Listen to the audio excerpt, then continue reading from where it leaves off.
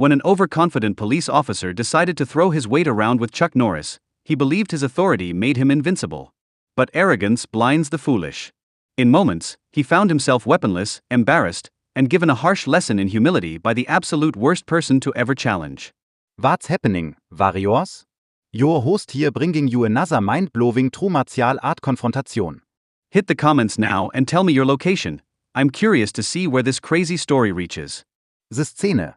A picture-perfect Los Angeles afternoon in Griffith Park. Sun shining bright, families everywhere enjoying the day, positive energy flowing. And there, resting on an old wooden bench under the park's mightiest oak, sat a true icon, Chuck Norris himself. Just relaxing in his classic denim shirt and cowboy hat, tossing breadcrumbs to pigeons from a simple paper bag. Chuck wasn't hunting for conflict. Never does. The man naturally commands respect without uttering a word. But certain individuals just can't help themselves when they feel empowered. That's where Officer Brad Thompson comes in, locally infamous as the park tyrant. This guy had transformed a basic patrol position into his personal fiefdom. His gleaming boots crunched the path as he spotted Chuck sitting peacefully. A smirk appeared on his face. The fool had zero idea his next choice would forever alter his life's trajectory. What Thompson was clueless about, his reputation was already trashed. That very morning, multiple families had filed formal complaints about his aggressive tactics. An elderly woman reported he'd threatened arrest for duck feeding. A father claimed Thompson forced his children off playground equipment for excessive noise. Yet that shiny badge and massive ego made him believe he was untouchable. Thompson joined Park Police after failing real police academy training.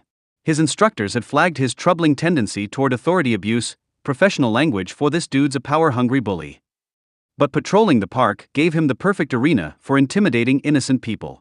As Thompson approached Chuck's bench, his hand casually rested on his baton. Sunlight glinted off his badge, sending harsh reflections across the grounds. Nearby visitors instantly grew tense. Teenagers lowered their phones. A mother quickly gathered her children, recognizing Thompson's distinctive swagger, the exact stride he'd used while destroying their celebration last month. Chuck continued feeding pigeons, appearing oblivious to the approaching confrontation.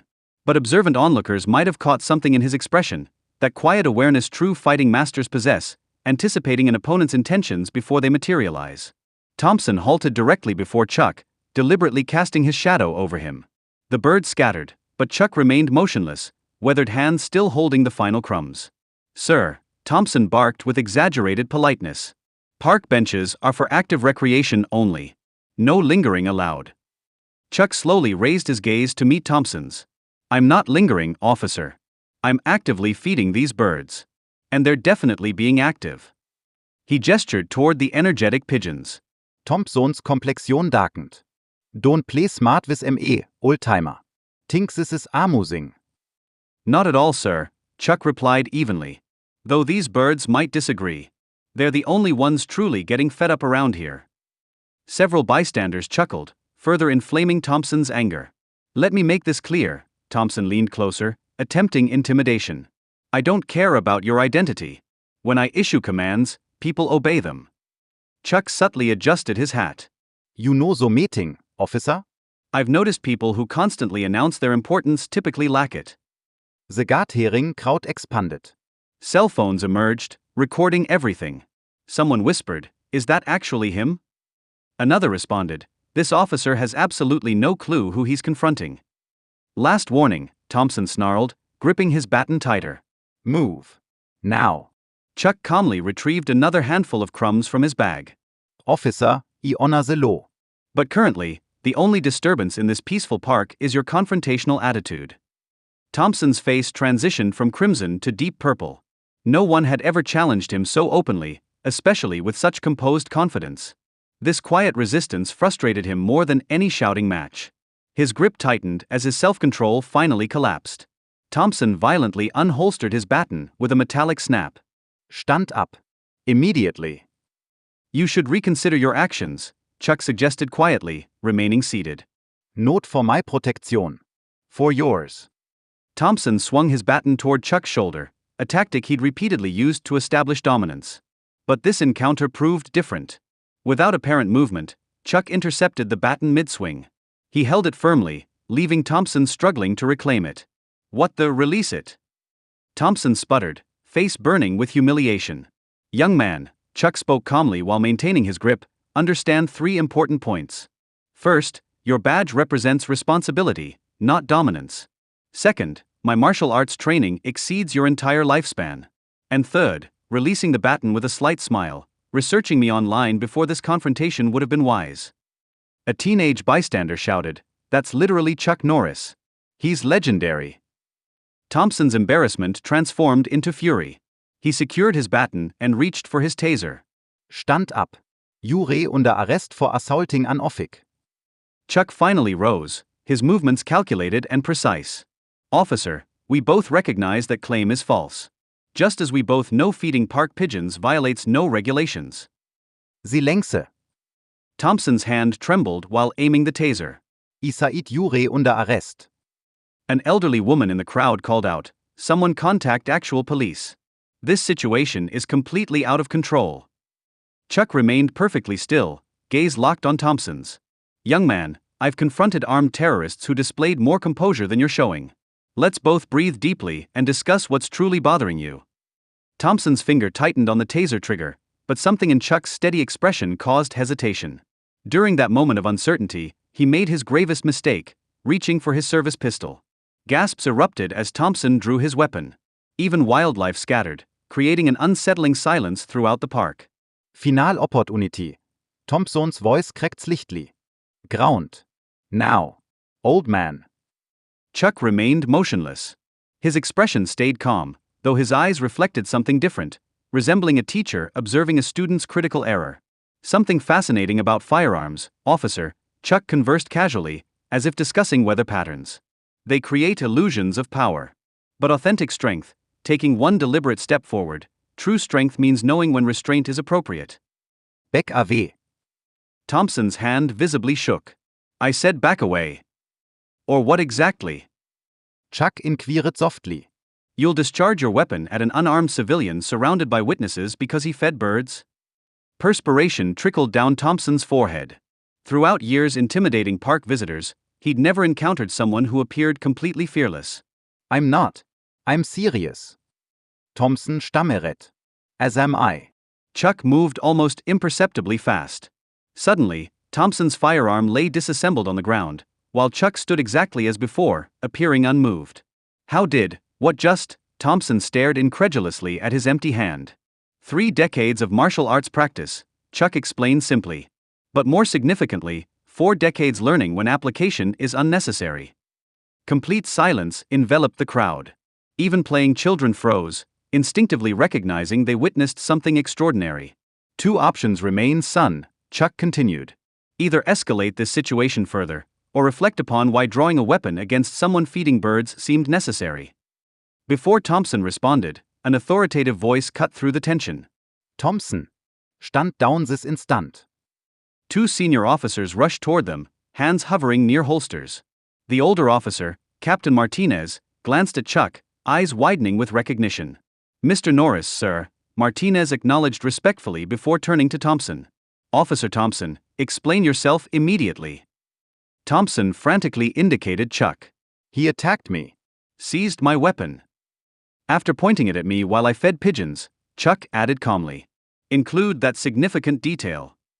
Martinez examined the disassembled firearm on the ground, then glared at Thompson. You drew your service weapon over bird feeding. He refused compliance. Thompson's voice elevated unnaturally. "Loitering violation and..." Loitering. Martinez interrupted sharply. "That's not even enforceable in this park. We've addressed this repeatedly, Thompson." The second officer, Johnson, gathered witness statements. "Captain," he reported, "multiple witnesses confirm Officer Thompson escalated without justification, plus numerous video recordings exist. And this is Chuck Norris we're discussing." Martinez massaged his temples. The man's trained countless law enforcement personnel across Texas. Thompson's complexion transitioned from angry red to ashen white. I wasn't aware. I didn't realize. "Surrender badge and firearm," Martinez extended his palm. Immediately. As Thompson reluctantly removed his badge, Chuck interjected. "Captain, may I offer a perspective?" Martinez turned respectfully toward Chuck. Certainly, sir. "I believe your officer isn't inherently malicious," Chuck considered thoughtfully. Rather, someone who strayed from proper conduct. The crowd expanded further, recording and murmuring. Many already uploaded videos, excited conversations filling the air. Strayed. Thompson scoffed weakly. You know nothing about ME. I understand more than a parent, Chuck countered. I observe someone who likely entered law enforcement with noble intentions. But some wäre along your journée, you confuset inspiring respect with generating fear. Several bystanders nodded agreement. The elderly woman stepped forward. He threatened arresting my grandson merely for skateboarding. And my children, another parent added, simply for laughing enthusiastically. Thompson's posture deflated as accusations multiplied.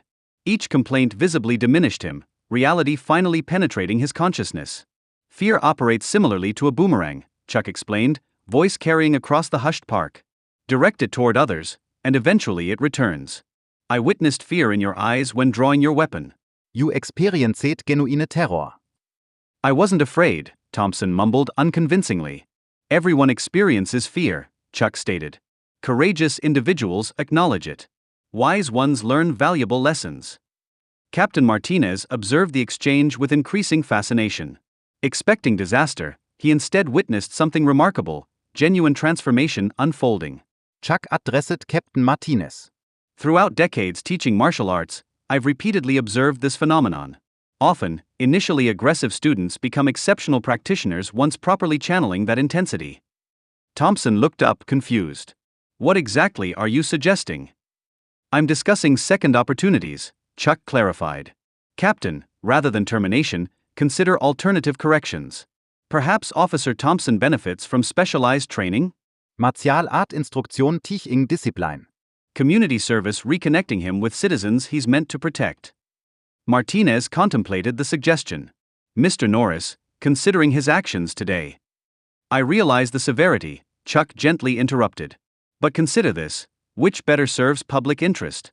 Dismissing him, allowing resentment to grow, or helping him develop into the officer he should have been initially? Thompson stared at Chuck, utterly perplexed. Why offer assistance after I nearly? Because 30 years passed, I resembled you, Chuck revealed. Angry, constantly seeking validation. Then a mentor showed better pathways.